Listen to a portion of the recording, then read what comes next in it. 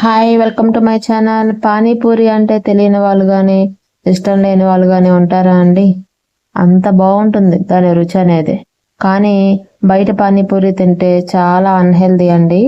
దాన్ని మనం ఇంట్లోనే హెల్దీగా చాలా టేస్టీగా చాలా సింపుల్గా ఎలా చేయాలో నేను ఈరోజు మీకు చూపిస్తాను. ఇక నుంచి మీరు బయట పానీపూరి తినాల్సిన అవసరం లేదు. ఇంట్లోనే హెల్దీగా చేసుకొని ఫ్యామిలీ మొత్తం కలిసి కూర్చొని వీకెండ్ ఎంజాయ్ చేయొచ్చండి. రండి ఎలా చేయాలో చూపిస్తాను. దీనికోసం పచ్చి బఠానీ తీసుకోండి. ఇది అన్ని స్టోర్లలోనూ చాలా ఈజీగా అవైలబుల్ ఉంటుంది. అవి తెచ్చుకొని ఓవర్ నైట్ కానీ కనీసం 6 గంటలు నానబెట్టుకోండి.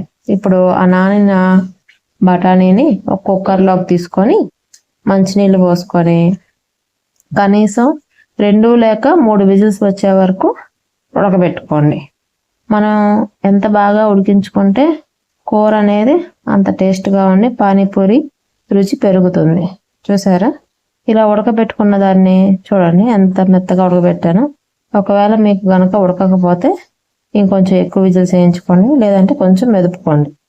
ఇప్పుడు ఒక 2 టమాటాలు మిక్సీ జార్లో వేసి జ్యూస్ లాగా చేసుకోండి. ఇప్పుడు ఒక ప్యాన్ తీసుకోండి, కూర ఎలా చేయాలో చూద్దాం. అందులోకి 2 టేబుల్ స్పూన్లు ఆయిల్ తీసుకోండి. ఆయిల్ హీట్ అయిన తర్వాత ఒక ఉల్లిపాయని సన్నగా తరిగి వేసుకొని గోల్డెన్ కలర్ వచ్చే వరకు ఉల్లిపాయని ఫ్రై చేసుకోవాలి. ఇప్పుడు అందులోకి టమాటా జ్యూస్ తీసుకున్నాం కదండి, దాన్ని కూడా వేసి పచ్చివాసన పోయే వరకు టమాటాని కూడా ఫ్రై చేసుకోండి. టమాటా అంతా ఉడికి ఆయిల్ సెపరేట్ అవుతుంది. ఇప్పుడు ఇందులోకి మన దగ్గర బ్లాక్ సాల్ట్ అలానే మామూలు సాల్ట్ 2 కూడా కొంచెం కొంచెంగా వేసుకోండి. ఈ బ్లాక్ సాల్ట్ కానీ పింక్ సాల్ట్ కానీ ఈ రెండిట్లో ఏదో ఒకటి వేసుకుంటే కొంచెం టేస్ట్ అనేది పెరుగుతుంది.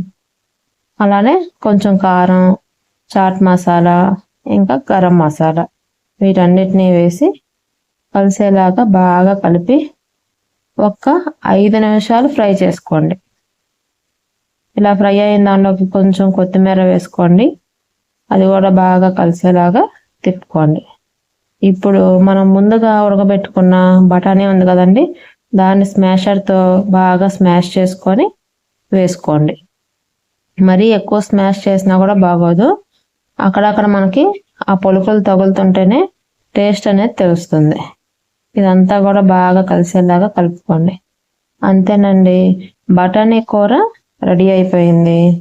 ఇప్పుడు పానీ ఎలా చేయాలో చూద్దాం. ఒక మిక్సీ జార్లోకి కొంచెం కొత్తిమీర, పుదీనా, ఒక 2 పచ్చిమిరపకాయలు, ఒక చిన్న అల్లం ముక్క, కొంచెం ఉప్పు, అలానే జీలకర్ర కూడా తీసుకొని బాగా గ్రైండ్ చేసుకోవాలి.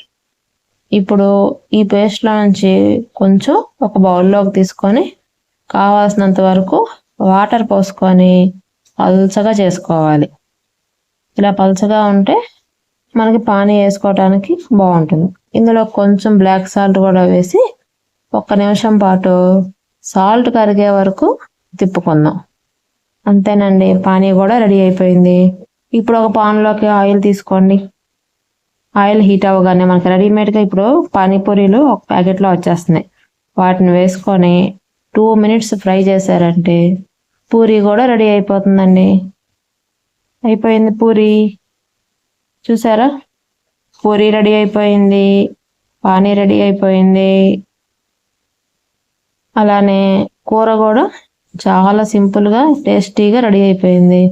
ఇంకెందుకు ఆలస్యం, ఉల్లిపాయలు కూడా కట్ చేసుకొని ఫ్యామిలీ అంతా కూర్చొని చక్కగా పూరీలోకి కూర స్టఫింగ్ చేసుకుంటూ తినేస్తూ ఎంజాయ్ చేసేద్దాం.